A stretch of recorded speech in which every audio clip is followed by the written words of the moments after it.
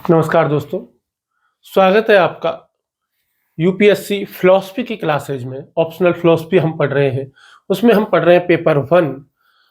उसमें हमने प्लेटो को शुरू किया था और हमने प्लेटो का जीवन परिचय हमने प्राप्त किया था।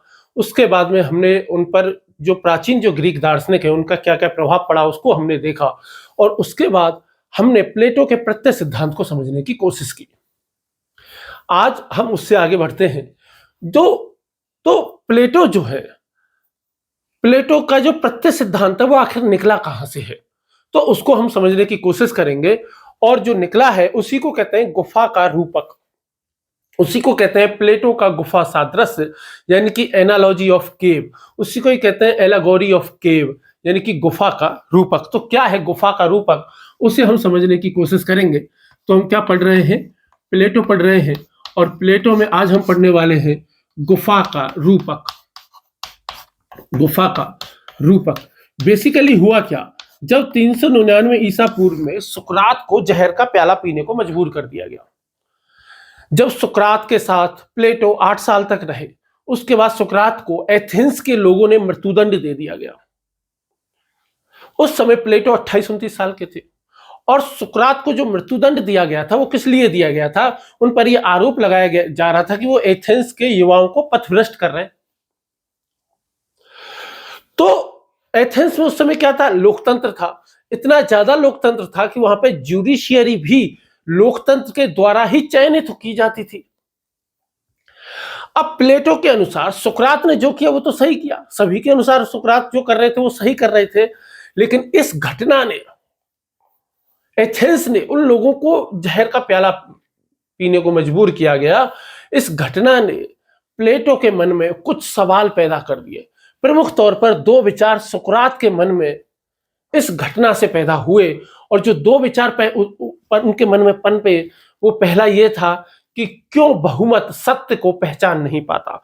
पहला प्रश्न उनके मन में क्या उभरा कि क्यों बहुमत सत्य को पहचान नहीं पाता, सत्य को पहचान नहीं पाता। आखिर ऐसा क्या है कि भाई आम जनता को जब भी सच बताया जाता है उसको सच पसंद ही नहीं आता है। सुकरात से लेके, ब्रूनो से लेके, गैलीलियो से लेके आज तक का इतिहास ये रहा है कि जब भी आम जनता को, जब भी बहुमत को सच बताया जाता है, बहुमत सच पे कभी विश्वास ही नहीं करता है, वो पहचान ही नहीं पाता है। और दूसरा सवाल ये प्लेटो के मन में ये आया कि भाई ये जो समाज है, इस समाज का मार्गदर्शन आखिर किसको करना चाहिए। दूसरा प्रश्न क्या आया कि समाज का मार्गदर्शन कौन करे, समाज का मार्गदर्शन कौन करे। ये दो गहरे प्रश्न थे जो कि प्लेटो के मन में आए। और क्यों आए, क्योंकि एथेंस के लोकतंत्र ने सुकरात को मृत्युदंड दे दिया गया। अब सुकरात एक वाक्य कह के गए थे। सुकरात का सबसे फेमस वाक्य क्या है कि जिस पर यूपीएससी में प्रश्न भी आया हुआ है, an unexamined life is not worth living, यानी कि एक अपरीक्षित जीवन जीने योग्य नहीं होता। अपरीक्षित जीवन जो होता है वह जीने योग्य नहीं होता। प्लेटो ने अपनी पुस्तक लिखी द रिपब्लिक, उसमें उन्होंने गुफा का रूपक सिद्धांत दिया।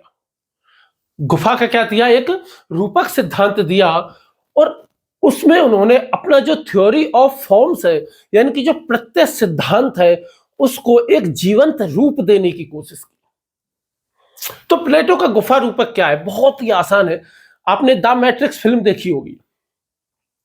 द मैट्रिक्स फिल्म में क्या है, मशीनों ने पूरी दुनिया पे कब्जा कर रखा है, मशीनों ने एक सिमुलेशन की दुनिया बना रखी है, और आम जनता उसी सिमुलेशन में जी रही है, सच्चाई किसी को नहीं पता है ना। और उस फिल्म का जो मेन कैरेक्टर है, एक तो मॉर्फियस है, एक नियो है मेन कैरेक्टर, तो मॉर्फियस साइड कैरेक्टर है ना, और ट्रिनिटी साइड कैरेक्टर है। तो नियो क्या है, एक वर्चुअल रियलिटी में जीता है, पूरा संसार एक कंप्यूटर सिमुलेशन में है, लेकिन मॉर्फियस उसको जगाता है, उसको सच्चाई से वाकिफ कराता है, और बताता है कि भाई आखिर सच्चाई कितनी कठोर है। और यही बात जो है इस गुफा के रूपक के माध्यम से प्लेटो जो है वो हम सबको समझाना चाहते हैं, प्लेटो हम सबको बताना चाहते हैं। तो क्या कहानी है, क्या है गुफा का रूपक? तो गुफा का रूपक क्या है? प्लेटो क्या कह रहे हैं? प्लेटो हमसे कह रहे हैं कि एक गुफा है। प्लेटो क्या कह रहे हैं? एक गुफा है, उसमें कुछ लोग बैठे हुए हैं, और जैसे मान लो कि ये इस तरीके से गुफा है, इस तरीके से खुली हुई है, इधर की तरफ बंद है, यहां पे कुछ लोग बैठे हुए हैं, और वो इस तरीके से बैठे हुए हैं कि वो पीछे नहीं देख सकते, वो केवल सामने ही देख सकते हैं। वो केवल कहां देख सकते हैं? केवल सामने देख सकते हैं। अब यहां पे क्या हो रही है ना, आग जल रही है, यहां पर आग जल रही है, और यहां पर एक रास्ता है। अब जब भी यहां से लोग गुजरते हैं तो आग की वजह से इनकी छाया पड़ती है, और छाया कहां पड़ती है? इस सामने दीवार पर पड़ती है। अब इन लोगों को जो दिखाई दे रही है वो क्या दे रही है? केवल छाया की दुनिया दिखाई दे रही है, केवल छाया की दुनिया है। अब इन लोगों से कोई कहे कि असली दुनिया इधर है, तो ये तो मानने के लिए तैयार ही नहीं होंगे। क्यों तैयार नहीं होंगे? क्योंकि इन्होंने असली दुनिया को कभी देखा ही नहीं, इन्होंने तो केवल छाया की दुनिया को देखा है। भाई कुछ कैदी है, मान लो इनको कैदी मान लो, कुछ भी मान लो, है ना, प्लेटो तो इनको कैदी मानते हैं जिनके हाथ पैर जंजीरों से इस प्रकार जग रहे हैं कि सामने की दीवार कोई देख सकते हैं, इनके पीछे आग जल रही है, बीच में एक रास्ता है जहां से लोग आते हैं, और जहां पर कई सारी आकृतियां बनती हैं, इनकी छाया दीवार पर पड़ती हैं। कैदी इन्हीं छायाओं को ही वास्तविक मान लेते हैं, और इन्हीं छायाओं की दुनिया में वो जीते हैं, यही उनका सत्य है। तो क्या यह सत्य सच है? नहीं है, क्योंकि ये तो केवल भ्रम में जिंदगी जी रहे हैं, ये तो अपने भ्रम से भी अनजान है, ये तो इस बात से भी अनजान है कि हमको भ्रम है। अब यहां पे क्या होगा ना, इस दुनिया में क्या होगा, जो कैदी इन छायाओं को सबसे अच्छे तरीके से पहचानता है वो सबसे बुद्धिमान माना जाएगा। जो कैदी इन छायाओं को सबसे अच्छे से समझता है उसी कैदी को क्या माना जाएगा? इस दुनिया में सबसे बुद्धिमान माना जाएगा। और प्लेटो कहते हैं कि यही सबसे गहरा ज्ञान है। सबसे गहरा ज्ञान क्या है? इसी बात का है कि दुनिया भी ऐसी है, दुनिया भी ऐसी छायाओं में, नकली दुनिया में जी रही है, और नकली दुनिया को जो अच्छे से समझता है उसी को सबसे बुद्धिमान मान लिया जाता है। और दुनिया इसी तरह सबसे गहरे अज्ञान में जी रही है। अब है क्या? अब प्लेटो ये समझाना चाह रहे हैं कि मान लो ऐसा हो जाए कि यदि इनमें से एक कैदी कोशिश करके आजाद हो जाए, इनमें से एक कैदी कैसा हो जाए? आजाद हो जाए, स्वयं को आजाद कर ले, और स्वयं को आजाद करके वो पीछे मुड़े और इस गुफा के बाहर निकल आए, इस गुफा के क्या आ जाए? गुफा के बाहर आ जाए। जैसे ही वो गुफा के बाहर आएगा तो बाहर वो क्या देखेगा? रोशनी देखेगा। बाहर वो क्या देखेगा? सत्य देखेगा। पहले तो जैसे ही वो बाहर निकलेगा तो सूरज की रोशनी से उसकी आंखें चौंधियां जाएंगी, उसको कुछ भी समझ में नहीं आएगा, है ना। और उसको लगेगा, और जब वो वास्तविक चीजों को देखेगा तो उसको एक बार तो समझ में नहीं आएगा कि यार ये जो छाया की दुनिया सच थी, कि ये जो असली दुनिया है ये सच है। क्योंकि वो तो क्या है? छायाओं का अभ्यस्त है, उसने तो हमेशा जीवन भर छाया ही देखी है। लेकिन शुरू में उसको बहुत पीड़ा होगी, बहुत कष्ट होगी रोशनी में जाने में, चीजों को जानने में, चीजों को समझने में। क्योंकि परिचित झूठ जो होता है ना, वो अपरिचित सत्य से अधिक सुखद प्रतीत होता है। भ्रम की दुनिया में जीना लोगों को सुखद लगता है सच्चाई की दुनिया में जीने के बजाय। इसीलिए लोग सपनों की दुनिया में रहते हैं। इसीलिए लोग कैसे रहते हैं? सपनों की दुनिया में। अरे मैं तो कुछ दिनों में आईएएस हो जाऊंगा, फिर तो ऐसी जिंदगी जीऊंगा। अरे कुछ दिनों में मैं कलेक्टर से जो है वो प्रमोट हो जाऊंगा, मैं तो किसी डिपार्टमेंट का डायरेक्टर बनूंगा, मजा ही आ जाएगा। मैं तो कुछ दिनों में जो है वो सेक्रेटरी बनने वाला हूँ, मजा ही आ जाएगा। मैं तो कैबिनेट सेक्रेटरी बनूंगा। मैं तो जो है वो अभी टीचर हूं, कुछ दिनों बाद मैं प्रिंसिपल हो जाऊंगा, फिर उसके बाद जिला शिक्षा अधिकारी हो जाऊंगा, तो मेरे तो मजे ही हो जाएंगे। अभी मैं 2 स्टार हूं, कुछ दिनों बाद मैं सीआई हो जाऊंगा, फिर उसके बाद मैं जो है डीएसपी एसपी हो जाऊंगा। लोग इसी तरह दुनियाओं में जी रहे हैं। अपरिचित वो उनको परिचित झूठ अच्छा लगता है, अपनी भ्रम की दुनिया में जीना उनको अच्छा लगता है, क्योंकि जो परिचित झूठ जो होता है ना, वो अपरिचित सत्य से ज्यादा सुखद होता है। जो भ्रम की दुनिया होती है वो वास्तविक दुनिया से ज्यादा सुखद होती है। ये बात कौन समझा रहे हैं? ये बात प्लेटो समझा रहे हैं। प्लेटो समझा रहे हैं कि जैसे कोई व्यक्ति इस गुफा से बाहर आएगा, जैसे ही गुफा से बाहर आएगा, जब वो सूर्य के प्रकाश को पहली बार देखेगा, जब सच्चाई को पहली बार देखेगा, तो पहले तो वो अंधा सा हो जाएगा, फिर पानी में परछाइयों को देखेगा, फिर वस्तुओं को देखेगा, फिर चांद तारों को देखेगा और अंत में सूरज को देख पाएगा। तब उसे धीरे धीरे ये समझ में आएगा कि भाई वो जो गुफा में देख रहा था वो तो मात्र छाया की दुनिया थी, वो तो एक नकली दुनिया थी, वो तो आभासी दुनिया थी। असली दुनिया तो बाहर है, इस गुफा के बाहर है। इस गुफा के रूपक के माध्यम से मूल चीज से क्या प्लेटो क्या समझाना चाह रहे हैं कि मनुष्य भी सामान्यतः अज्ञान की अवस्था में ही रहता है और सत्य तक पहुंचने की जो प्रक्रिया है ना वो बहुत कठोर होती है, क्योंकि आजादी प्राप्त करना बहुत मुश्किल काम है। समाज के बने बनाए ढांचे से बाहर निकल के कुछ भी करना बहुत मुश्किल काम है। कोई भी लड़का या लड़की कुआरा रह करके देख ले, जीवन भर उसको इतनी समस्याएं आएंगी वो सोच नहीं सकते, लोग पागल हो जाएंगे। लोग दिन और रात उसके पीछे पड़े रहेंगे, अरे शादी कर लो, शादी कर लो, शादी कर लो, शादी कर लो। यदि किसी ने शादी कर ली और यदि वो बच्चे पैदा नहीं कर रहे तो समाज पागल हो जाएगा कि ये बच्चे क्यों नहीं पैदा कर रहा, ये पागल है क्या? अरे बच्चे पैदा कर लो, बच्चे पैदा कर लो, बच्चे पैदा कर लो। मतलब कहने का मतलब यह है कि समाज के बने बनाए ढर्रों से अलग चलने का साहस बहुत कम लोगों में होता है, बहुत ज्यादा मुश्किल होता है। जैसे वो आईआईटी बाबा था ना, वो आईआईटी बाबा क्यों फेमस हुआ? क्योंकि वो समाज के बने बनाए ढर्रे पे ही नहीं चल रहा था या नहीं चल रहा है। उसके बारे में और तमाम बातें होंगी, लेकिन ये बात तो सही है ना कि वो समाज के बने बनाए ढांचे पे नहीं चला।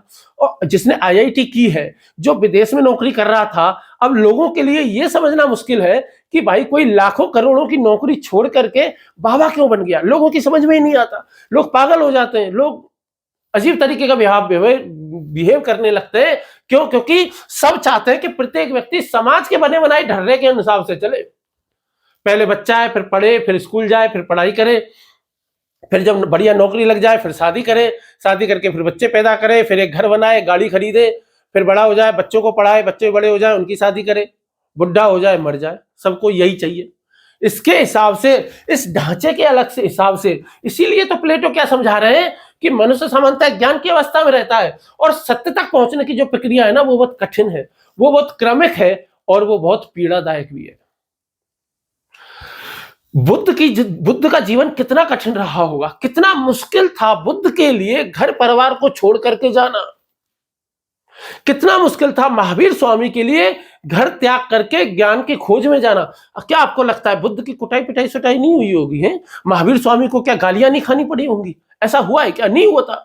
उनको खूब गालियां खानी पड़ी होंगी, उनको अपने जीवन में खूब तिरस्कार सहना पड़ा होगा।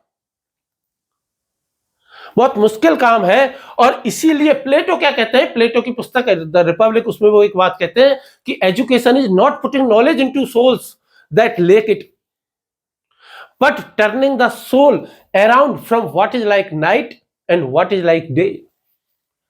यानी कि प्लेटो ये कह रहे हैं कि ज्ञान क्यों है, शिक्षा हम क्यों देते हैं बच्चों को, बच्चों को एजुकेशन हम किस लिए करवाते हैं? बच्चों को एजुकेशन इसलिए नहीं दे रहे क्योंकि उनके पास ज्ञान नहीं है। मान लो एक खाली कटोरा है, उसमें ज्ञान नहीं है, उसमें ज्ञान भर दो। नहीं नहीं नहीं नहीं, ज्ञान का मतलब केवल इतना है, बच्चों को सत्य बता दो कि सत्य किधर है। बच्चों को ये बता दो कि सत्य किधर है, यानी कि इन लोगों को सत्य ये बता दो कि ये सत्य की तरफ पीठ किए हुए बैठे हैं, सत्य तो इधर है, सत्य इधर नहीं है। अब आप एक बात बताओ, जो व्यक्ति यहां गुफा से बाहर चला गया, उसको सत्य का ज्ञान हो गया, उसने सत्य की दुनिया जान ली, जब ये वापस इस दुनिया में आएगा और इन लोगों से कहेगा कि भाई, पहली बात तो ये, जब यहाँ पे आएगा तो इसको थोड़ी मुश्किल होगी क्योंकि यहाँ पे अंधेरा होगा, और जब ये इन लोगों को बताएगा कि अरे ये छाया की दुनिया है, ये नकली दुनिया है, तुम बहुत बेकार जिंदगी जी रहे हो, असली जिंदगी तो इस गुफा के बाहर है, तो क्या ये लोग आसानी से मान जाएंगे? बिल्कुल कोई नहीं मानने वाला। ये लोग इसकी हंसी उड़ाएंगे, ये लोग इसका मजाक करेंगे, और ऐसा भी हो सकता है कि ये लोग इसे मारने पीटने को उतारू हो जाए, ऐसा भी हो सकता है कि ये लोग इसे लोकतंत्र के माध्यम से जहर का प्याला पीने के लिए बाध्य कर दें। यही बात प्लेटो ने सुकरात की मृत्यु के बारे में कही है। यही बात वो समझाने की कोशिश कर रहे हैं। वो ये समझाने की कोशिश कर रहे हैं ना, अपनी कहानी में वो ये बता रहे हैं, ये जो गुफा है ना, ये गुफा जो है वो इंद्रिय जगत है, अज्ञान का क्षेत्र है। जो हमें इंद्रियों से जो हमें ज्ञान प्राप्त हो रहा है, आंख से, नाक से, कान से, मुंह से स्पर्श करके स्वाद का जो हो रहा है ना, ये अज्ञान का क्षेत्र है। ये सेंसिबल वर्ल्ड है, जो कि नकली दुनिया है, जो कि छाया की दुनिया है, जो दुनिया हमें दिखाई दे रही है। और जिनको जैसे हाथ पांव बांधे हुए हैं, हमारे जंजीरों से जो बंधे हुए हैं, तो वो हमारी इंद्रिय आसक्ति है। हमारी आंखों को अच्छा अच्छा चीजें देखनी है, अच्छी अच्छी चीजें देखनी है, नाक को अच्छी खुशबू सूंघनी है, कान को अच्छी अच्छी बातें सुननी है, जीभ को जो है वो टेस्टी टेस्टी खाना खाना है, त्वचा को शारीरिक सुख चाहिए।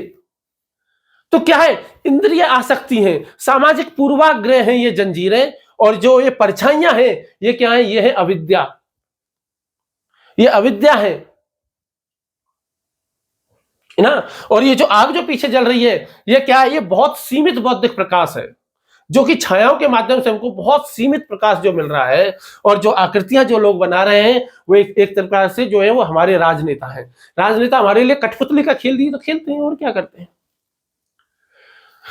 अरे इस्लाम खतरे में है, अरे हिंदू खतरे में है, अरे मुस्लिम खतरे में है, अरे जैन खतरे में है, अरे फलानी जातियों को आरक्षण दिए जाने की आवश्यकता है, अरे फलानी जातियों का शोषण हो रहा है, फलाने लोगों का ऐसा हो रहा है। क्या कर रहे हैं वो, ये आकृतियां बना रहे हैं। और आकृतियां किस लिए बना रहे हैं, ताकि इनको कंट्रोल कर सकें, ताकि इनको नियंत्रित कर सकें।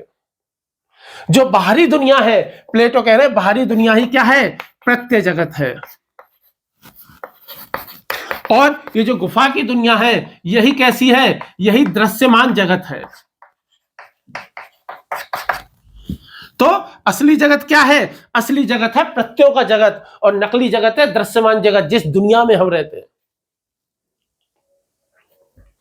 और सर्वोच्च जो प्रत्यय है वो क्या है, शुभ का प्रत्यय है। सर्वोच्च प्रत्यय कौन सा है, शुभ का प्रत्यय, जो सबसे ऊपर है, जिसे वो सूर्य की तरह कहते हैं। कि जब वो कैदी बाहर निकला और जब उसने रोशनी देखी, तो सूर्य की रोशनी ने सभी चीजों को अस्तित्व प्रदान कर दिया। सूरज की रोशनी ने ही सब चीजों को जो है वो दृश्यमान बना दिया। ऐसे ही शुभ का प्रत्यय जो है वो सभी प्रत्ययों का आधार है। जो बुद्ध थे, बुद्ध ज्ञान प्राप्त करने ही तो गए, इस समाज के बने बनाए ढांचे से निकल करके गए। आज भी हम लोगों को आश्चर्य होता है कि यार इतना साम्राज्य का राजकुमार, जिसके पास उस समय की सबसे सुंदर कन्या उसकी पत्नी थी, उसका एक साल का बेटा था, वो उसका पूरा राजपाट था, वो इन सबको छोड़ करके कैसे महात्मा बुद्ध बन गया, कैसे वो महावीर स्वामी बन गया। और इसीलिए आज की डेट में आईआईटी बाबा वायरल हो जाता है। दूसरे बाबा वायरल नहीं हो रहे, आईआईटी बाबा वायरल हो रहा है। हुआ था ना, क्यों हुआ था, उसका एकमात्र कारण यही था। और लास्ट में, अंत में, जब लोग क्योंकि अज्ञान की दुनिया में रहते हैं, जब उनको कोई निष्कर्ष नहीं निकाल पाते अंत में, तब वो क्या निष्कर्ष निकाल देते हैं कि ये तो पागल है।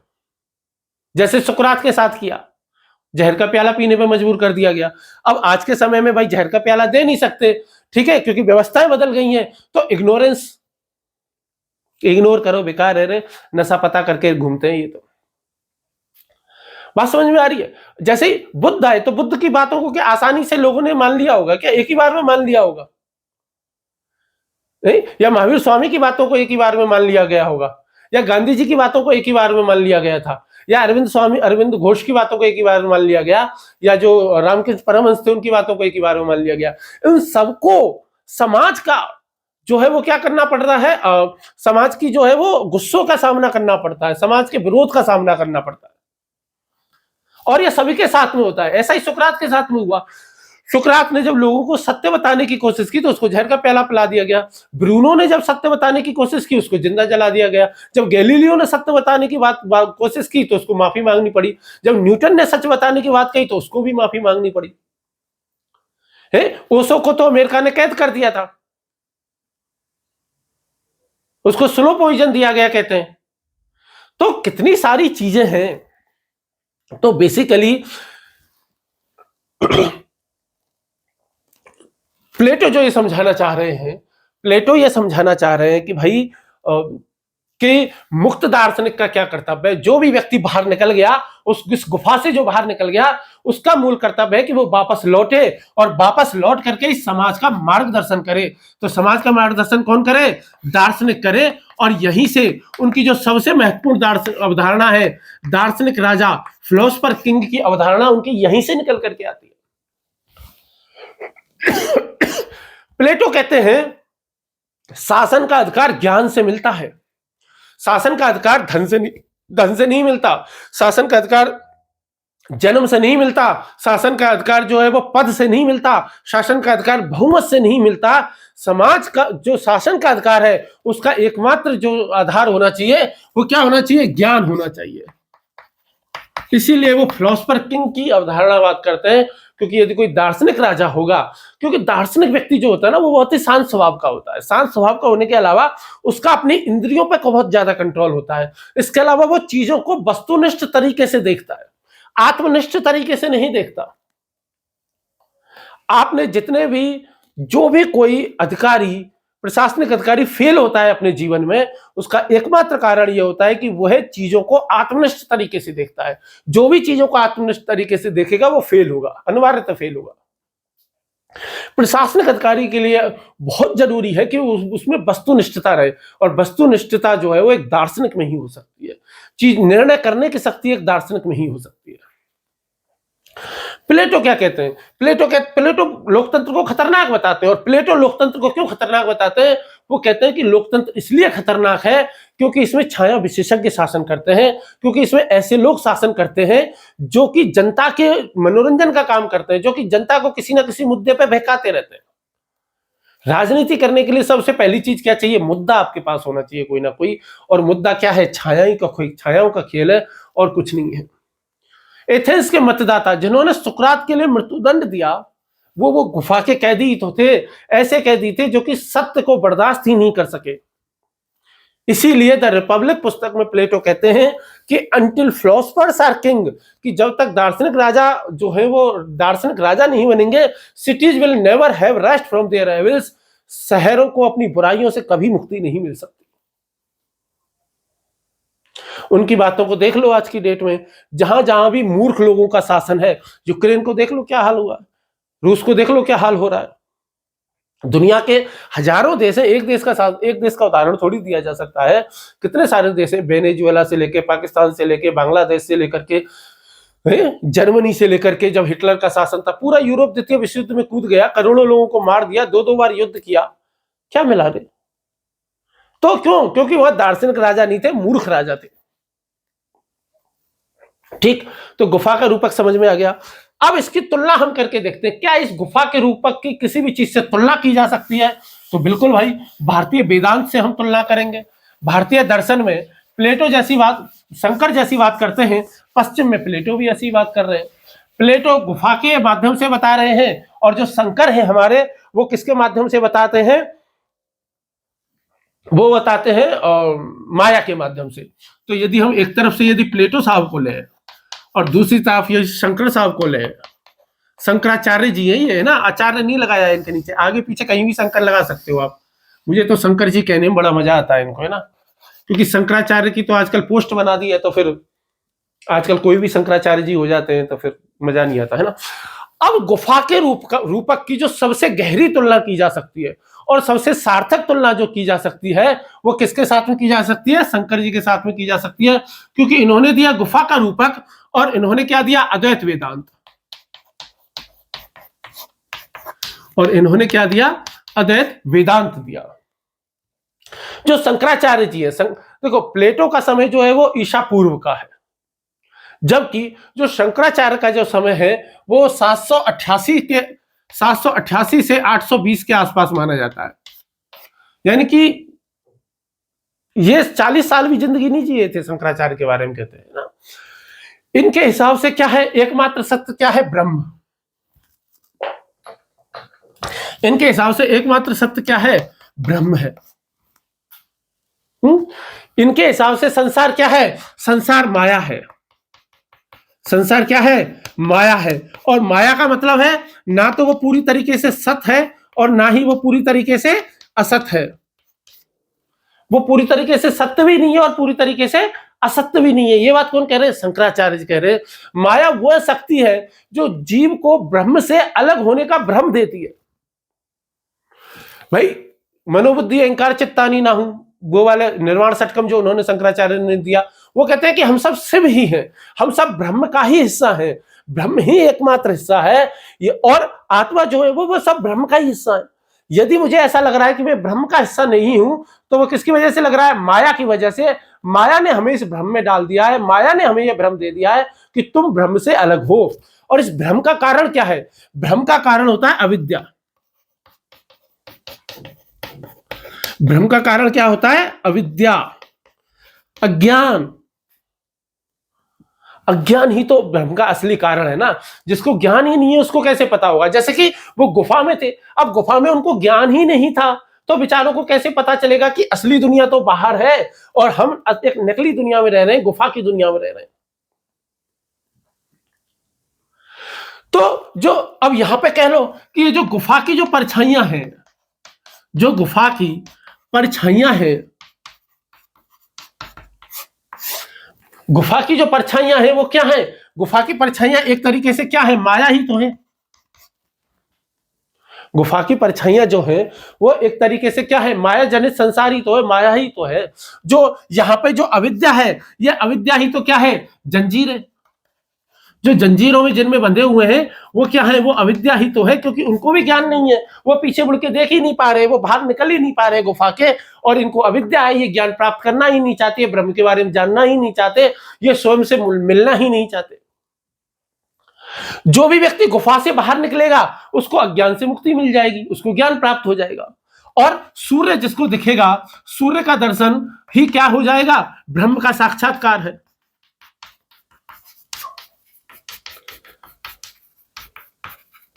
सूर्य का दर्शन क्या है? ब्रह्म का साक्षात्कार है। आपको सच कब पता चलेगा? जब सूरज को देखोगे। आप तो इस नकली दुनिया में दे रहे हो, आप तो गुफा में पड़े हुए हो। और यहां पर जैसे दार्शनिक की जो यात्रा है वो क्या है? जीव की यात्रा है। जीव और दार्शनिक एक ही बात तो है। बात समझ में आ रही हो? तो भैया यहां पे हम क्या प्राप्त करना चाहता है? भाई मोक्ष प्राप्त करना चाहते हैं, और मोक्ष यहां पे सच प्राप्त करना चाहता है, दार्शनिक सत्य प्राप्त करना चाहता है, और जीव मोक्ष प्राप्त करना चाहता है। मोक्ष कैसे प्राप्त होगा? जब वो ब्रह्म को जान लेगा। और शंकराचार्य के यहाँ क्या उदाहरण दिया जाता है? शंकराचार्य के उदाहरण तो सर्परज्जु उदाहरण दिया जाता है कि जैसे अंधेरे में व्यक्ति रस्सी को सर्प समझ लेता है, लेकिन जब ज्ञान का प्रकाश आता है तब समझ में आता है कि सांप था ही नहीं, ये तो रस्सी थी, और सत्य दिखता है, फिर रस्सी नाम का सत्य दिखता है। और यही बात प्लेटो भी कह रहे हैं कि हम छायाओं को वास्तविक दुनिया मान लेते हैं, यही हमारी भूल है, वास्तविक दुनिया बाहर है। भास्कर शंकराचार्य जी की जो पुस्तक है ब्रह्मसूत्र भाष्य, उसमें वो लिखते हैं कि ब्रह्मम सत्य जगन मिथ्या जीवो ब्रह्मो ना परे, कि अर्थात ब्रह्म ही सत्य है, जगत मिथ्या है, जीव ब्रह्म ही है और कुछ है नहीं। जीव जितने भी हैं वो सब क्या है? ब्रह्म ही हैं, उन सबको ब्रह्म में ही विलीन होना है। और प्लेटो के लिए क्या है? प्लेटो के लिए मोक्ष है बौद्धिक मोक्ष, यानी कि रेशनल इंसाइट, कि जो व्यक्ति शुभ के प्रत्ये का जो व्यक्ति बौद्धिक साक्षात्कार कर लेता है, वो व्यक्ति जो है वो सत्य को पूरी तरीके से जान लेता है। शंकराचार्य जी के लिए जो मुक्ति का है, जो शंकराचार्य जी के लिए मोक्ष जो है, मोक्ष कैसे है? मुक्ति का अनुभव है, डायरेक्ट रियलाइजेशन है, कि वो अनुभव से आता है, ब्रह्म अनुभव से आता है। और जो ब्रह्म अनुभव है ना, वो भाषा से परे है, वो तर्क से परे है, वो गूंगे का गुण है। कबीरदास जी भी उसको गूंगे का गुण कहते हैं, कि वो बताया नहीं जा सकता। और प्लेटो के यहाँ फॉर्म जो है, प्रत्ययों की जो दुनिया, वो स्वतंत्र सत्ताएं हैं। शंकराचार्य के ब्रह्म की बात करें तो वो सच्चिदानंद है, वो अविभाज्य है, वो एक है। और यही बात तो प्लेटो के यहां भी कह रहे हैं ना। प्लेटो के यहां प्रत्यय में अंतिम प्रत्यय क्या है? शुभ का प्रत्यय, जो कि एक ही है।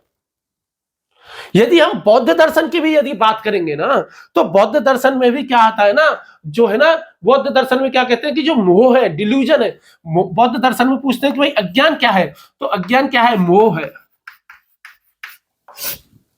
अज्ञान क्या है? मोह है। गौतम बुद्ध ने क्या किया? गौतम बुद्ध समाज के बने बनाए ढांचे से बाहर निकले, यानी कि गुफा से बाहर निकले। गुफा से बाहर निकले तो उन्होंने सत्य को जाना, उन्होंने जो है वो प्रत्यय को समझा, और जब प्रत्यय को समझ लिया, जब वापस वो आए, गुफा में आए, और जब वापस लोगों को उन्होंने ज्ञान देना प्राप्त किया, तो उनको भी तो विरोध हुआ ना, उनका भी तो काफी कुछ अपमान हुआ।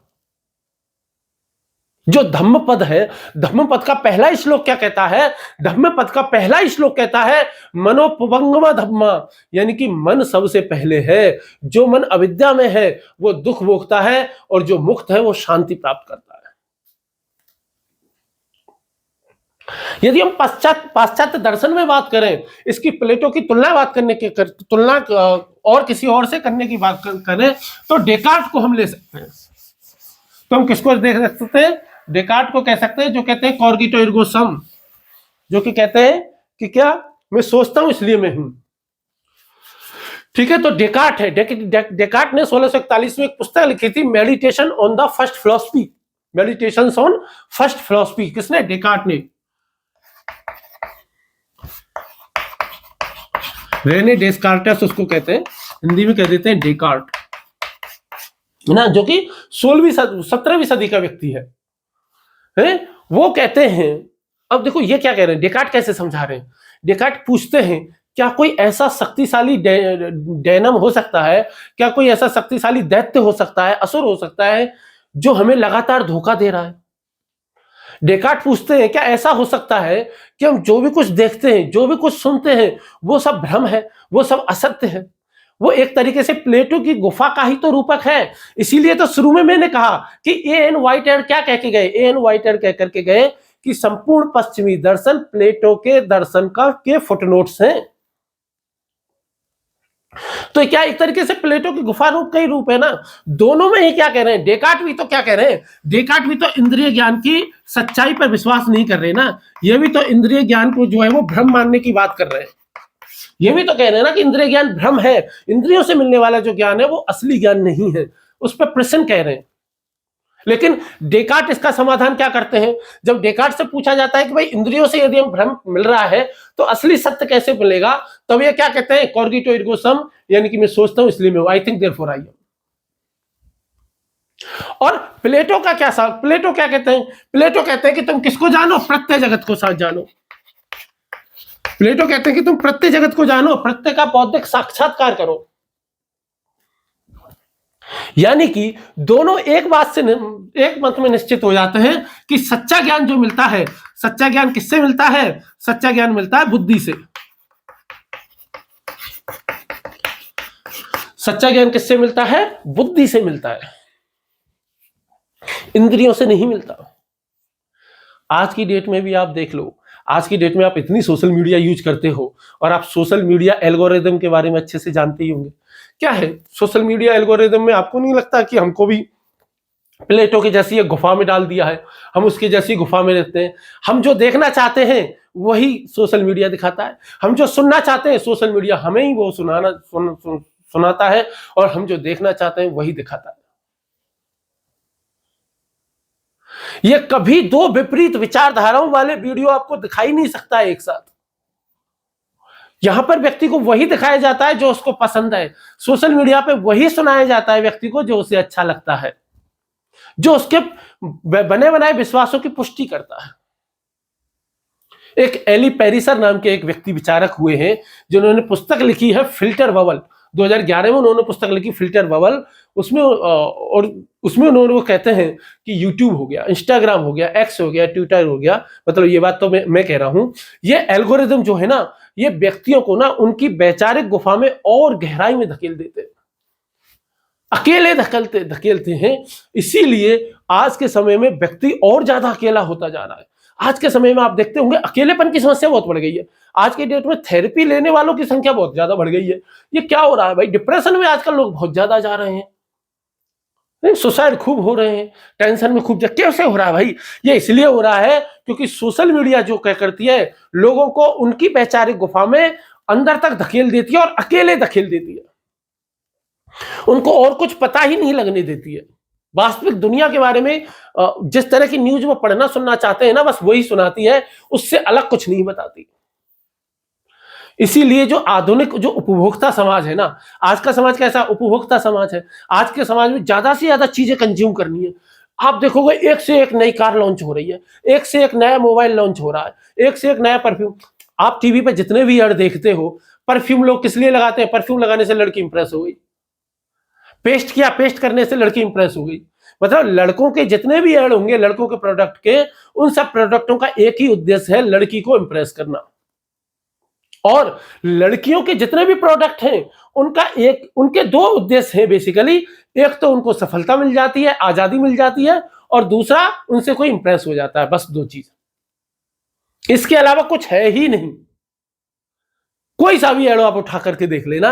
तो बेसिकली क्या करता है ना, आधुनिक उपभोक्ता समाज ने इतना कचरा भर दिया है, इतना कचरा भर दिया है दिमाग में कि आप सोच नहीं सकते, है ना। और आधुनिक उपभोक्ता समाज में ऐसा हो गया है कि अब असली दुनिया और नकली दुनिया का भेद ही समाप्त हो गया है। लोग मोबाइल में इतना खो गए कि उनको समझ में ही नहीं आता कि असली दुनिया क्या है और नकली दुनिया क्या है। आपने देखा होगा भी कुछ दिनों पहले 3 बहनों ने सुसाइड कर लिया क्योंकि वो एक अलग ही दुनिया में जी रही थी। वो खुद तीनों ने अपने आप को कोरियन नाम दे दिए गए थे और एक दूसरे को कोरियन नामों से ही पुकारती थी और उसी दुनिया में जी रही थी, एक अलग ही दुनिया में जी रही थी। ये जो गेम आते हैं ना, ये फौजी टाइप के और ये जो पबजी टाइप के जो गेम आते हैं ना, इनमें जो बच्चा जो गेम खेलता है वो एक अलग ही दुनिया में चला जाता है, उसकी एक अपनी अलग दुनिया बन जाती है। लोग अपने व्हाट्सएप ग्रुप बना लेते हैं, उनकी एक अलग दुनिया बन जाती है जो कि असली दुनिया से बिल्कुल अलग है। और उनको लगता है कि हमारी जिंदगी सबसे शानदार है, हम असली जिंदगी में जी रहे हैं। उनके लिए बेसिकली प्लेटो कहते हैं कि गुफा की जो छाया है वही वास्तविकता बन गई है। वो कभी भी गुफा से बाहर मुड़ करके देख ही नहीं पाएंगे ऐसे लोग। सॉरी। लेकिन क्या प्लेटो के गुफा के रूपक की कोई आलोचना भी की जा सकती है? बिल्कुल, आलोचना तो फिलॉसफी का अनिवार्य तत्व है। बिना आलोचना के तो हम छोड़ते नहीं है, आपको पता ही है ना। तो आलोचना कैसे होगी गुफा के रूपक की, वो हम देखते हैं। आलोचना कौन करेंगे? आलोचना करेंगे अनुभववादी लोग। भाई बुद्धिवादी लोग तो इस बात पर सहमत हो जाते हैं कि इंद्रियों से सच्चा ज्ञान प्राप्त नहीं होता, लेकिन अनुभववादी तो सहमत नहीं होंगे ना। क्योंकि अनुभववादी क्या कहते हैं? अनुभववादी ये कहते हैं कि सच्चा ज्ञान तो हमें इंद्रियों से ही प्राप्त होता है। तो इनकी आलोचना करते हैं। और इसकी आलोचना के लिए सबसे पहला नाम जो आएगा, और सबसे पहला नाम जिसका हम लेंगे, उनका नाम है कार्ल पॉपर। उनका नाम है कार्ल पॉपर। इनकी पुस्तक है एक जो कि आई थी 1945 में, कि the man open society and it's the open society and it's enemies. खुला समाज और उस खुले समाज के दुश्मन कह लो। और इसमें कार्ल पॉपर ने मानवता के दो सबसे बड़े शत्रु बताए हैं। कार्ल पॉपर ने मानवता के दो सबसे बड़े शत्रु बताए हैं। कौन से बताए हैं? एक बताया है प्लेटो और दूसरा किसको बताया है? दूसरा बताया है मार्क्स को। तो ये प्लेटो को क्यों बताते हैं कि मानवता के शत्रु है? वो कहते हैं कि ये गुफा का रूपक बड़ा खतरनाक है। भाई गुफा का रूपक राजनीतिक संदेश देता है। किसकी? दार्शनिक राजा की अवधारणा देता है। किसकी अवधारणा देता है? दार्शनिक राजा की, कि भाई जिसको सत्य का ज्ञान है वही शासन करेगा। और वो कहते हैं कि ये जो है ना, यह इसमें तानाशाही के बीच छिपे हुए, क्योंकि तुम बहुमत को भी इग्नोर कर रहे हो। भाई प्लेटो क्या कहता है कि भाई शासन का अधिकार जो है वो केवल ज्ञान से मिलता है, ना धन से मिलता है, ना बहुमत से मिलता है, ना जन्म से मिलता है, ना पद से मिलता है। वो तो किससे मिलता है? दार्शनिक ज्ञान से मिलता है। तो तो पॉपर इसकी आलोचना हम क्या कहते हैं कि भाई इसमें तानाशाही के बीच छिपे हुए। वो कार्ल पॉपर प्रश्न करते हैं कि तुम कहते हो कि जिसने जो गुफा से बाहर गया, जिसने सच्चे जगत को देखा, जिसने प्रत्यय जगत को देखा, जिसने सुबह के प्रत्यय को समझ लिया, वही अंदर आकर के वापस शासन करेगा। तो ये बताओ इसका कि भाई ये कैसे पता चलेगा, ये कौन तय करेगा कि किसने बाहर जाकर के सूर्य को देखा है, किसने बाहर जाकर के सत्य का ज्ञान प्राप्त कर लिया है? ये कैसे पता चलेगा? और क्या ये दावा कि मैंने सत्य को जान लिया है, इस दावे का आधार क्या है? इस दावे का हम मूल्यांकन कैसे करेंगे? इस दावे की सत्यता का परीक्षण हम कैसे करेंगे? दूसरी बात, कार्ल पॉपर साहब ये कह रहे हैं कि भाई ओपन सोसाइटी तो वो है, सबसे अच्छा समाज तो वो होना चाहिए जहां पर प्रत्येक व्यक्ति, जितने भी गुफा में लोग हैं, सब बाहर निकले, सब प्रत्येक जगत को जाने। एक ही व्यक्ति क्यों बाहर जाए, एक ही व्यक्ति क्यों ज्ञानी बने, सब ज्ञानी बनने चाहिए। ये बात कौन कह रहे हैं? कार्ल पॉपर साहब कह रहे हैं। दूसरे नंबर पे आ जाते हैं आपके फ्रेडरिक नीत्शे साहब। कौन आ जाते हैं? फ्रेडरिक नीत्शे साहब आ जाते हैं, है ना। फ्रेडरिक नीत्शे जो है, आपको पता है कि भाई 19वीं सदी के दार्शनिक है। उनकी एक पुस्तक है टोलाइट ऑफ द आइडियल्स, जो कि आई 1889 में। उस पुस्तक में वो क्या कहते हैं कि प्लेटो बड़ा ही क्या है, प्लेटो बड़ा ही एक बहुत बड़ा धोखेबाज है। वो कहते हैं बड़ा चालबाज है, क्योंकि प्लेटो ने इस संसार को, इस शरीर को, इस जीवन को छाया कह करके ना, इस जीवन का अवमूल्यन कर दिया। और वो कहते हैं कि ये तो लाइफ डिनाइंग दर्शन है। उनके हिसाब से प्लेटो ने और ईसाइयत ने मिलकर के पाश्चात्य मनुष्य को, पाश्चात्य दुनिया को एक अलग ही लोक में पहुंचा दिया, इस दुनिया से, वास्तविक दुनिया से विमुख कर दिया। नीत्शे कहते हैं कि ऐसे जिंदगी नहीं जी जाती। नीत्शे कहते हैं कि जिंदगी को तो उसकी संपूर्णता में जिया जाता है। जिंदगी में तो चाहे सुख हो दुख हो, दोनों को स्वीकार करना होता है। नीत्शे कहते हैं कि विल टू पावर, कि इसी जीवन में अर्थ की खोज करो, इसी जगत में अर्थ की खोज करो, इसी जगत में सत्य को जानने की कोशिश करो। और अंतिम आलोचना जो है वो इनकी किसके द्वारा आती है? वो आती है अरिस्टोटल के द्वारा। किसके द्वारा आती है? आपकी अरिस्टोटल के द्वारा जो है वो आती है। अरिस्टोटल की पुस्तक है मेटाफिजिक्स।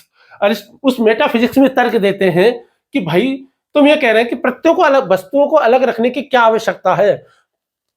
अरिस्टोटल कह रहे हैं कि मुझे तो नहीं लगता कि भाई वस्तुओं को किसी अन्य जगत में रखने की आवश्यकता है। वो कह रहे हैं कि गुफा के बाहर एक दुनिया बनाना अनावश्यक है। वो कह रहे हैं कि हम लोगों को कैसे विश्वास ये दिलाएंगे कि गुफा के बाहर भी एक अलग दुनिया है, जब तक कि कोई व्यक्ति खुद बाहर ना जाए। फिर अरिस्टो ये भी कहते हैं कि भाई, प्लेटो कहते हैं कि केवल दार्शनिक ही सत्य को जान सकते हैं, सामान्य व्यक्ति, इसका मतलब सामान्य व्यक्ति का ज्ञान तो सदा अपूर्ण ही रहेगा। लेकिन दूसरी बात, वो अरिस्टो एक ये भी कहते हैं कि दार्शनिक राजा को कौन नियंत्रित करेगा, प्लेटो ये भी नहीं बताते हैं। पर ये सारी की सारी आलोचनाओं का जवाब प्लेटो की दर्शन में बहुत बखूबी दिखता है। प्लेटो कभी नहीं कहते कि एक ही व्यक्ति ज्ञान प्राप्त करे। प्लेटो तो चाहते हैं कि सभी ज्ञान प्राप्त करें, सभी सुकरात बने। बेसिकली देखो, गुफा का जो रूपक है ना, प्लेटो के दर्शन का एक तरीके से सारांश है, एसेंस है, समरी है। चाहे उनकी तत्व मीमांसा हो, चाहे उनकी ज्ञान मीमांसा हो, चाहे उनका राजनीतिक दर्शन हो, तीनों जो है वो इस गुफा के रूपक की कहानी में गुथे हुए हैं। इस कहानी से हमको 4 संदेश जो है वो प्लेटो देना चाहते हैं।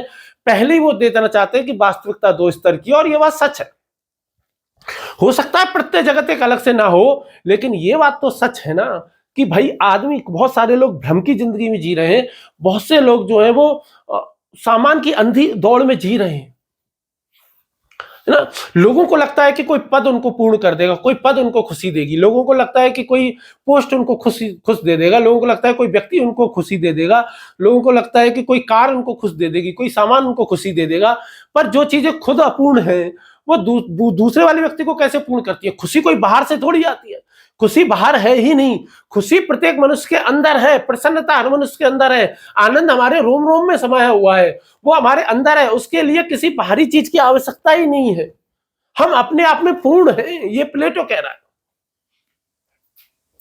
तो वास्तविकता को प्लेटो 2 मानते हैं, एक प्रत्यय जगत, एक वस्तु जगत। दूसरी बात, वो ये मानते हैं कि ज्ञान में और राय में मूलभूत अंतर होता है। वो कहते हैं कि इंद्रियों से जो हमें ज्ञान मिलता है वो राय होता है, जबकि बुद्धि से जो हमें प्राप्त होता है वो ज्ञान होता है। तीसरी बात, वो कहते हैं कि सत्य का जो स्रोत है वो बुद्धि है, इंद्रियां नहीं है। इंद्रियों से जो ज्ञान प्राप्त होता है वो सच्चा ज्ञान प्राप्त नहीं होता है। और चौथी बात, वो कहते हैं कि ये समाज हमेशा से ही सत्य का विरोध करता आया है। ये समाज हमेशा से ही दार्शनिकों का, और जो भी व्यक्ति बुद्ध है, जो भी व्यक्ति, बुद्ध का मतलब जो भी व्यक्ति इनको सत्य बताता है, उसका ये हमेशा से विरोध करता आया है। बुद्ध का आज भी विरोध होता है, जीसस का आज भी विरोध होता है, कृष्ण का आज भी विरोध होता है, गीता की लोग आज भी प्रतियां जलाते हैं, मनु की आज भी प्रतियां जला देंगे लोग। सुकरात से लेके आज 2600 साल हो गए, आज भी मनुष्य गुफाओं में ही जी रहे हैं। सॉरी, सामाजिक पूर्वाग्रहों में जी रहे हैं, वैचारिक बुलबुलों में जी रहे हैं, वो अपने डिजिटल चैम्बर्स में जी रहे हैं। जो हिंदू पैदा हो गया उसके लिए ईसा मसीह कोई बुद्ध पुरुष नहीं है। जो मुस्लिम पैदा हो गया उसके लिए ईसा मसीह कोई बुद्ध पुरुष नहीं है, उसके लिए कृष्ण कोई बुद्ध पुरुष नहीं है, उसके लिए महावीर स्वामी कोई बुद्ध पुरुष नहीं है, उसके लिए गौतम बुद्ध कोई बुद्ध पुरुष नहीं है। तो इसका मतलब तो यह है ना कि तुमने अपने सत्य को मान लिया, तुम अपनी गुफा में कैद हो गए। अरे गुफा से बाहर निकलो, सत्य तो और भी है। कोई बुद्ध पुरुष एक ही थोड़ी होता है। बुद्ध पुरुष तो दुनिया में हजारों हैं, बुद्ध पुरुष तो खूब सारे हुए हैं, पर यह है कि सभी अपने अपने समय में पैदा हुए, सबका अलग अलग देश काल है, सब अलग अलग परिस्थितियों में पैदा हुए, सबकी भाषा अलग है, सबके कहने का अंदाज अलग है। क्यों अलग है? क्योंकि सबको अलग अलग परिवेश में जो जिंदगी जी है, सब अलग अलग परिवेश में जिंदगी जी, तो बात को कहने का अंदाज भी सबका अलग अलग होगा। लेकिन लोग क्या कहते हैं, किसी एक बुद्ध पुरुष को अपना मान लेते हैं और बाकी सबको क्या करते हैं, बाकी सबकी आलोचना करते हैं, बाकी सबकी बुराई करते हैं। ऐसे लोग बहुत ज्यादा खतरनाक होते हैं। ठीक समझ में आया? प्लेटो का गुफा का रूपक मेरे हिसाब से तो अच्छे से समझ में आना चाहिए, और अब इसमें कोई बचता नहीं है, और इस पर प्रश्न आने की संभावना हमेशा बनी रहती है, इस बात को ध्यान रखना है। नेक्स्ट प्रश्न जो हम पढ़ेंगे वो हम पढ़ेंगे प्रत्ययों की ज्ञान मीमांसा। प्रत्यय हमने पढ़ लिया अच्छे से, प्रत्यय कहां से आए हैं, किस कहानी से प्लेटो ने निकाला है वो भी हमें समझ में आ गया। दार्शनिक राजा की अवधारणा कहां से आई है वो भी प्लेटो ने बहुत अच्छे से बता दी हमको। अब जो नेक्स्ट चीज जो हमको पढ़नी है वो हम देखते हैं इन प्रत्ययों की ज्ञान मीमांसा, एपिस्टेमोलॉजी ऑफ फॉर्म्स आइडियाज, प्रत्ययों की ज्ञान मीमांसा।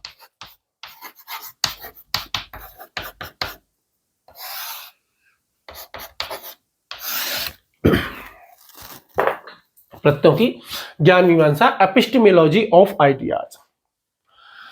प्लेटो क्या कहते हैं? प्लेटो यह कहते हैं कि भाई जो ज्ञान है ना, जितने भी हमें ज्ञान प्राप्त होते हैं वो सभी समान स्तर के नहीं होते। प्लेटो ज्ञान को 4 स्तरों में बांटते हैं। प्लेटो ज्ञान को कितने स्तरों में बांटते हैं? ज्ञान को कितने स्तरों में बांटते हैं? वो 4 स्तर में बांटते हैं। 4 स्तरों में बांटते हैं। और जो सच्चा ज्ञान जो होता है ना वो केवल प्रत्ययों का ही हो सकता है। और वो क्या कहते हैं कि जो सच्चा ज्ञान जो होता है ना हमें, वो केवल प्रत्ययों का ही हो सकता है।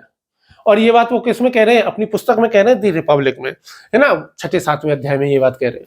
उनका उद्देश्य क्या है? उनका उद्देश्य ये स्पष्ट करना है कि इंद्रियों से जो ज्ञान प्राप्त होता है ना वो स्थायी ज्ञान नहीं होता, बल्कि बुद्धि से जो ज्ञान प्राप्त होता है वही नित्य होता है, और वही कैसा होता है? वही निश्चित होता है। तो वो इसको 4 ज्ञान बांटते हैं। सबसे पहला और सबसे प्राथमिक लेवल का जो ज्ञान होता है उसको वो कहते हैं कॉन्जेक्टुरल नॉलेज, यानी कि प्रामक ज्ञान। सबसे पहले स्तर को वो क्या कहते हैं? प्रामक ज्ञान ना। दूसरे को कहते हैं आनुभाविक या इंद्रियजन ज्ञान, आनुभाविक ज्ञान। आनुभाविक ज्ञान जो कि हमें इंद्रियों से प्राप्त होता है। चलो पहले इन दो को देख लेते हैं, फिर आगे देखेंगे, है ना। ब्लैक बोर्ड पे क्या है कि ज्यादा दिखता नहीं है ना, इसलिए। तो प्रामक ज्ञान क्या है?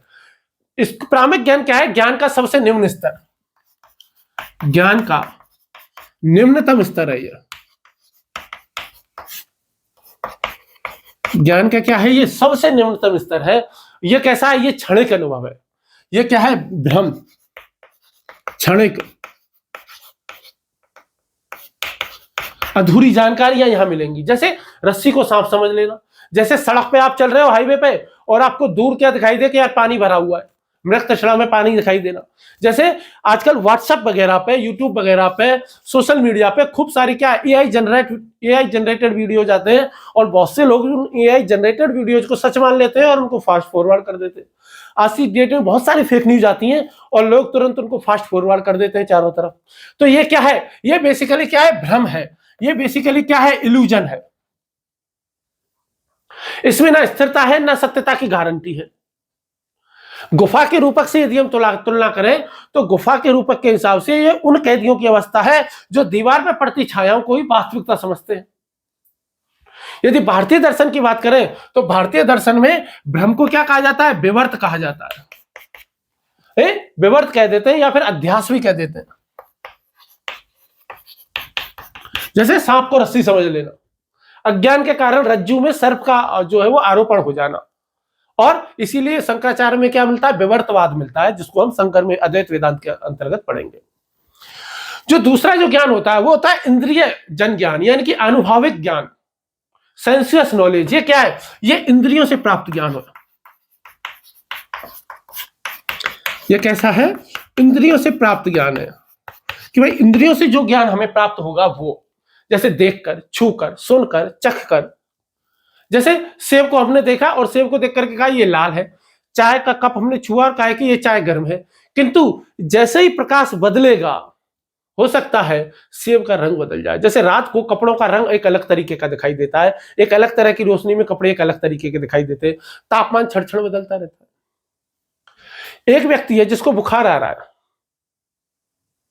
ठीक है, और मेरे शरीर का टेम्परेचर मान लो कि उसके शरीर का तापमान है 50 डिग्री और मेरे को उससे कम बुखार है, बुखार मुझे भी है, मिलकर मेरा भी बुखार है और मान लो मुझे 70 डिग्री, यदि मैं उसके हाथ को छूंगा तो मुझे लगेगा कि वो गर्म है और वो मेरे हाथ को छुएगा तो वो क्या कहेगा? अरे यार तू तो ठंडा है।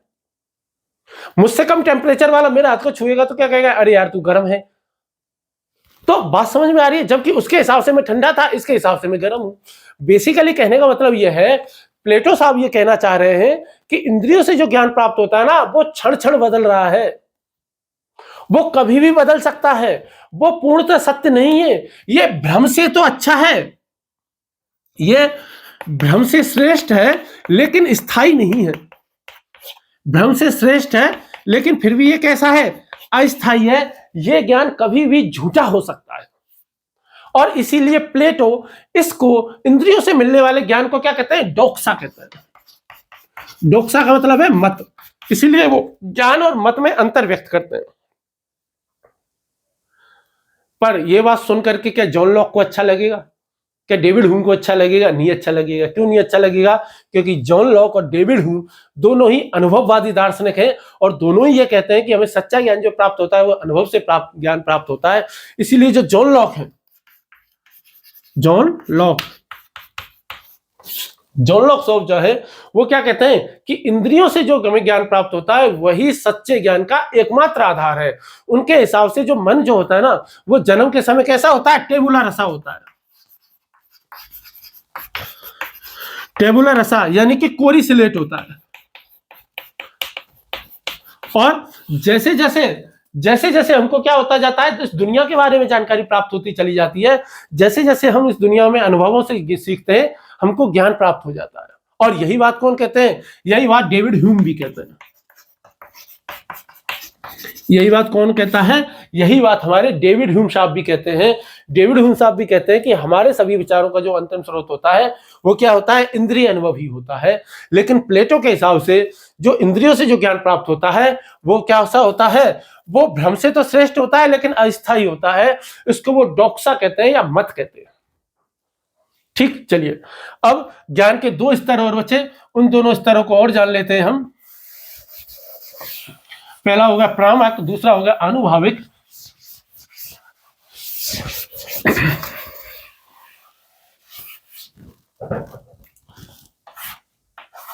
तीसरा जो ज्ञान होता है उसको कहते हैं बौद्धिक विश्लेषणात्मक ज्ञान। उसको वो क्या कहते हैं? बौद्धिक विश्लेषणात्मक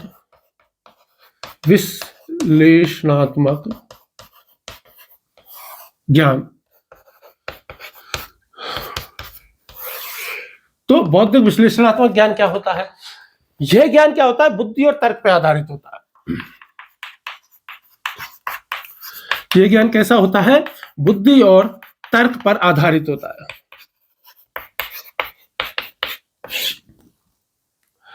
इसमें कुछ हम मान्यताओं को स्वीकार करते हैं और स्वीकार करके फिर कुछ तर्क निकालते हैं और तर्क के द्वारा फिर निष्कर्ष निकालते हैं। जैसे त्रिभुज है, जैसे त्रिभुज के तीनों कोणों का योग जो है वो कितना होता है? 180 डिग्री होता है। अब किसी एक त्रिभुज को नापने से ये तर्क सिद्ध होता है? नहीं, ये तो सभी सार्वभौमिक त्रिभुजों के लिए एक नियम बना दिया गया है कि दुनिया में जितने भी त्रिभुज हैं उन सभी के तीनों कोणों का योग क्या होता है? 180 डिग्री होता है। जैसे ये क्या लगा देते हैं, जैसे नियम जैसे है कि भाई बुद्धि से पता चला कि सभी मनुष्य नश्वर हैं, सुकरात मनुष्य है इसलिए सुकरात भी नश्वर है। तो ये बेसिकली ये जो ज्ञान है ना, ये हम बुद्धि से निकाल रहे हैं, तर्क पे आधारित करके निकाल रहे हैं। एक तर्क निकाल लिया, चूंकि मनुष्य नश्वर होते हैं और सुकरात भी मनुष्य है इसलिए सुकरात भी नश्वर है। तो ये क्या है? ये इंद्रिय जगत ज्ञान से श्रेष्ठ है। परंतु अभी भी ये किस पर आधारित है? पूर्व अवधारणाओं पर आधारित है। इसमें अभी भी क्या है? कुछ पूर्व अवधारणा है।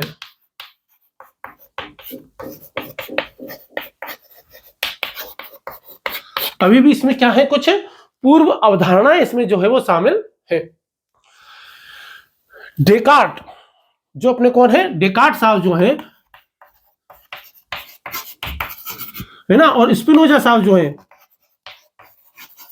इन दोनों से यदि पूछा जाए कि भाई डेकार्ट ने क्या दिया? डेकार्ट ने गणितीय विधि दी। डेकार्ट ने क्या दिया? गणितीय विधि दी।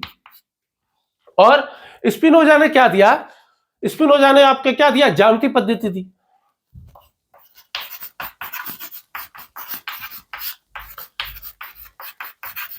और इन दोनों ने, इन्होंने गणितीय विधि से दर्शन दिया, इन्होंने ज्यामितीय विधि से जो है वो दर्शन दिया।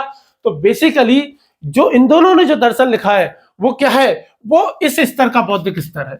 वो बौद्धिक विश्लेषणात्मक ज्ञान के आधार पर इन दोनों का दर्शन है। ठीक। और चौथे और अंतिम स्तर का जो ज्ञान है उसको हम कहते हैं बौद्धिक अंतर्दृष्टि। चौथा और अंतिम स्तर का जो ज्ञान होता है उसको हम क्या कहते हैं? बौद्धिक अंतर्दृष्टि। वो क्या होता है वो भी हम देख लेते हैं।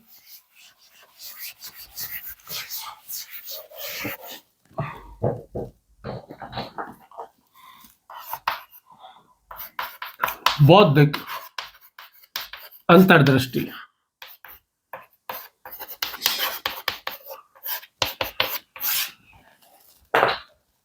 बौद्धिक अंतर्दृष्टि क्या है? बौद्धिक अंतर्दृष्टि कहते हैं रेशनल इंसाइट या डायलैक्टिकल नॉलेज। यह ज्ञान का सर्वोच्च स्तर है। यह क्या है? ज्ञान का सर्वोच्च स्तर है। ज्ञान का सर्वोच्च स्तर। और ये ज्ञान का सर्वोच्च स्तर क्यों है? क्योंकि ये किसी मान्यता पर निर्भर नहीं है, बल्कि ये शुद्ध तर्क पर आधारित है। किस पर आधारित है? ये शुद्ध तर्क पर।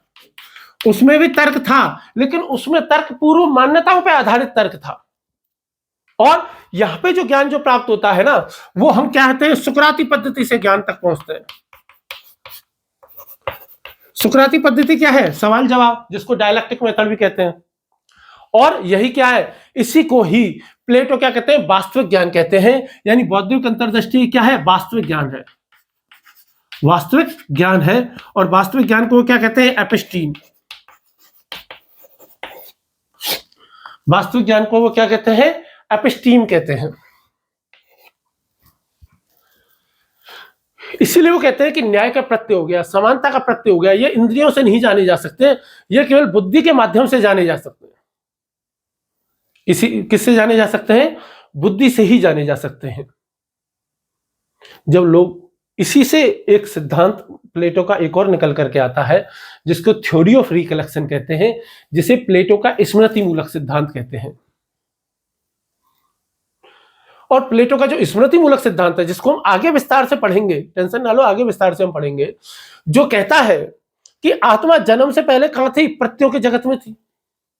और प्रत्ययों के जगत में उसने क्या किया? उसने सभी प्रत्ययों को देखा। लेकिन जब उसको ज्ञान प्राप्त, जब वो जन्म हो गया, तो जन्म के बाद प्रत्ययों के जगत में उसे जितना भी ज्ञान प्राप्त हुआ था, सभी प्रत्ययों का ज्ञान प्राप्त था, वो धुंधला हो गया। लेकिन जीवन में जब हम आते हैं और जब भी हम किसी सार्वभौमिक सत्य को पहचानते हैं, जैसे किसी गणितीय सत्य को पहचानते हैं, तो वो खोज नहीं है, बल्कि वो क्या है? वो अनुस्मरण है। अनुस्मरण का मतलब आत्मा को वो प्रत्यय याद आ गया जो प्रत्ययों की दुनिया में उसने देखा था। प्लेटो की एक पुस्तक है जिसका नाम है मीनो, है ना? तो उस पुस्तक में प्लेटो ने दिखाया कि कैसे सुकरात ने सही एक उचित प्रश्न किया एक अनपढ़ बालक से, एक दास बालक से, और ज्यामिति के एक सत्य तक वो बालक पहुंच गया, केवल प्रश्नोत्तर विधि के माध्यम से। केवल किसके माध्यम से? प्रश्नोत्तर विधि के माध्यम से। और इसी को ही जो प्लेटो है वो क्या कहते हैं? स्मृति मूलक सिद्धांत कहते हैं। क्या कहते हैं? स्मृति मूलक सिद्धांत। इसको हम आगे विस्तार से पढ़ेंगे, ना, टेंशन ना लो। स्मृति मूलक सिद्धांत को जब डेकार्ट से पूछा जाता है कि यार ये स्मृति मूलक सिद्धांत क्या होता है, तो जो हमारे डेकार्ट साहब हैं, कौन है हमारे? जो डेस्कार्ट साहब हैं, डेकार्ट, वो डेकार्ट क्या कहते हैं? इसको इन्नेट आइडिया कहते हैं। डेकार्ट इसको क्या कहते हैं? Innate idea. इन्नेट आइडिया कि भाई ये जन्मजात प्रत्यय हैं जो कि हमेशा से आत्मा में पहले से ही होते हैं। कुछ विचार जो होते हैं ना, ज्ञान जो होता है वो जन्म से ही हमारे मन में होता है। और लाइबनिज से जब ये पूछा जाएगा, लाइबनिज से जब ये पूछा जाएगा तो लाइबनिज ने भी क्या कहा, आत्मा में सत्य पहले से ही संभावित रूप में विद्यमान होता है। और कांट इसको क्या कहते हैं, कांट इसको कहते हैं ए प्रायोरी। कांट इसको क्या कहते हैं, ए प्रायोरी कहते हैं। ए प्रायोरी के रूप में इसको एक नया रूप देते हैं।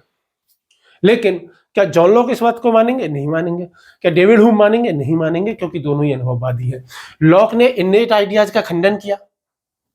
लॉक ने क्या किया? जॉन लॉक ने इन्नेट आइडियाज का खंडन किया और उनके हिसाब से ये बताया कि यदि प्रत्येक बच्चे में कुछ इन्नेट आइडियाज होते हैं, यदि ज्ञान जन्मजात है, तो फिर कुछ बच्चों को ज्ञान प्राप्त क्यों नहीं होता? फिर मूर्ख लोग कैसे पैदा हो जाते हैं?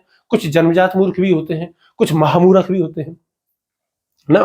फिर एक गिलबर्ट रायल करके एक व्यक्ति और है, जिन्होंने एक पुस्तक लिखी द कॉन्सेप्ट ऑफ माइंड। उसमें वो कहते हैं कि इस प्रकार का जो ज्ञान सिद्धांत है ना, वो घोस्ट इन द मशीन है। यानी कि आत्मा और शरीर को अनावश्यक रूप से तुम अलग कर रहे हो। मशीन में कोई घोस्ट नहीं होता, मशीन अपने आप ही चलती है, मशीन में कोई कुछ नहीं होता है। तो ये बेसिकली क्या था, प्लेटो का बेसिकली ये सिद्धांत था कि जिसको हम कहते हैं, क्या कहते हैं, प्रत्ययों की ज्ञान मीमांसा। ठीक, नेक्स्ट क्लास में हम पढ़ेंगे कि जो प्रत्ययों ने जो यहाँ पे अनुभविक ज्ञान में क्या दिया, डोक्सा इसको कहा, और बौद्धिक ज्ञान को उन्होंने एपिस्टीम कहा। तो डोक्सा और एपिस्टीम में क्या अंतर है, यानी कि राय में और ज्ञान में आखिर क्या अंतर है, ज्ञान की आखिर क्या क्या विशेषताएं होती हैं, और राय की क्या प्रकृति होती है, ज्ञान की क्या प्रकृति होती है।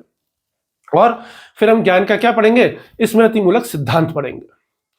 ठीक, तो हम ज्यादा लंबी वीडियो क्लास नहीं बनाएंगे, वीडियो नहीं बनाएंगे, 1 घंटे की वीडियो काफी है।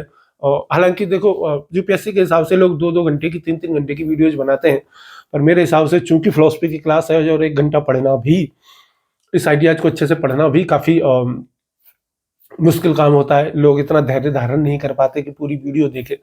आज के समय में जहाँ लोग 15 सेकंड की रील नहीं देख पाते पूरी, वहां पर फिलॉसफी की पूरी 1 घंटे की क्लास लेना बहुत ही कठिन काम है। तो चलिए फिर नेक्स्ट क्लास में मिलते हैं, और नेक्स्ट क्लास में ज्ञान और राय में अंतर देखेंगे और ज्ञान के स्मृति मूलक सिद्धांत को देखेंगे। बेसिकली प्लेटो को पढ़ने में देखो मेरे हिसाब से 8-10 घंटे तो लग ही जाते हैं, और छोटा करेंगे तो भी 6 घंटे तो कम से कम चाहिए, 5-6 घंटे। चलिए फिर नेक्स्ट क्लास में मिलते हैं। मेरे हिसाब से तो 10 घंटे 11 घंटे लोग पढ़ाते हैं प्लेटो को। चलिए फिर नेक्स्ट क्लास मिलते हैं, तब तक के लिए धन्यवाद, नमस्कार।